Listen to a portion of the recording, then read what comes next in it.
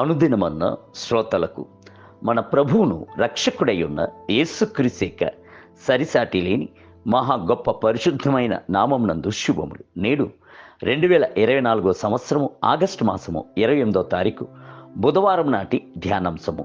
సృజించిన వాడు. 121వ కీర్తన 2వ వచనమందు, భూమి ఆకాశములను సృజించిన వాడైన యెహోవా వలనే నాకు సహాయము కలుగును. మనకు సహాయము ఎక్కడి నుండి వచ్చుచున్నది? అది భూమి ఆకాశములను సృజించిన యెహోవా యొద్ద నుండియే వచ్చుచున్నది. ఆయన తప్ప మనకు సహాయము చేయువారు వేరెవ్వరునూ లేరు. ఆయనే సమస్త మేలులకు ఆశీర్వాదములకును కారణభూతుడైన వాడు. ఆయనే మనలను దీనస్థితి యందు తలంచి హెచ్చించి గొప్ప చేయువాడు. ఆయన తట్టుననే మన యొక్క కనులు తేరి చూచుచున్నది.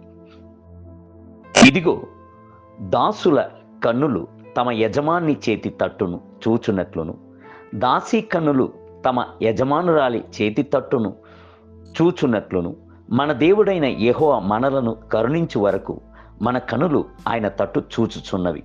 123వ కీర్తన 2వ వచనం. ప్రభువు ఒక్కడే భూమి ఆకాశములను సృజించినవాడు.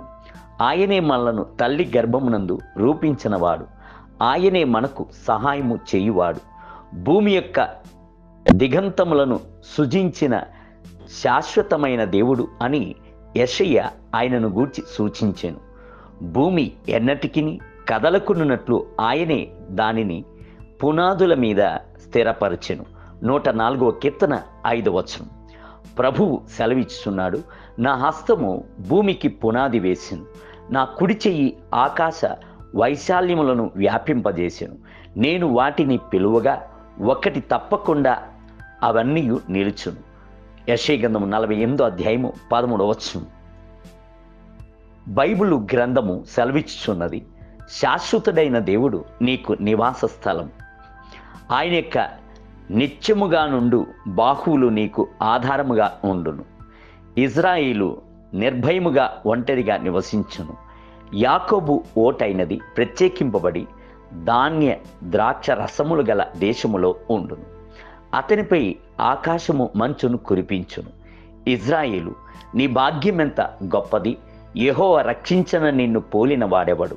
ఆయనే నీకు సహాయకరమైన కేడము, నీకు గొప్ప ఔన్నత్యమును కలిగించు ఖడ్గము. నీ శత్రువులు నీకు లోబడినట్లుగా వారు ఇచ్చకములాడుదురు. నీవు వారి ఉన్నత స్థలములను త్రొక్కుదువు. ద్వితీయోపదేశ కాండము 33వ అధ్యాయము 27 మొదలుకొని 29 వచనములు. జాలిగల ప్రభు మీకు సమస్త విధముల యందును సహాయము చేయును. మీకు సహాయకరముగా ఉండే అనేక హస్తములను లేవనెత్తి ఇచ్చును. నూతన బలము చేతను, నూతన శక్తి చేతను, నూతన కృప చేతను, నూతన విజీపు ఆత్మ చేతను మిమ్ములను నింపుచుండును. మీ యొక్క నమ్మిక నాసికారంధ్రము గుండా శ్వాసను కలిగి ఉన్న మనుషులపై ఉంచకుడి. ప్రవక్త అయిన ఇర్మియా సెలవిచ్చున్నాడు, కొండల మీదను విస్తారమైన పర్వతం మీదను నమ్మికను కలిగి ఉండుట నిష్ప్రయోజనము అనుట నిశ్చయము. మా దేవుడని యెహోవా యందు ఇజ్రాయేలునకు రక్షణ కలుగును అనుట నిశ్చయము. ఇర్మియా గ్రంథము 3వ అధ్యాయము 23వ వచనం. దేవుని బిడ్డలారా, మనలను కలుగజేసిన ప్రభువును మనము నమ్మి ఉన్నప్పుడు నిశ్చయముగానే మనకు రక్షణ కలుగును, ఆశీర్వాదములు కలుగును. అంత మాత్రమే గాక ఆయనే నమ్మి ఆయన తట్టు తేరి చూచుచున్న వారిని ప్రభు ఎన్నడూను చేయి విడిచిపెట్టడు. అట్టివారు సిగ్గుపడి పోనే పోరు. నేటి ధ్యానమునకై వారు ఆయన తట్టు చూడగా వారి కనులు వెలుగు కలిగెను, వారి ముఖములెన్నడూను లజ్జింపకపోవును. 34వ కీర్తన 5వ వచనం. నేటి వేద పఠనము ఉదయం కీర్తన గ్రంథము 123, 124 మరియు 125 అధ్యాయములు. సాయంత్రము కొరింథీయులకు రాసిన మొదటి పత్రిక 10వ అధ్యాయము 1 మొదలుకొని 18 వచనములు. ప్రభు మిమ్ములను దీవించునుగాక. ఆమేన్.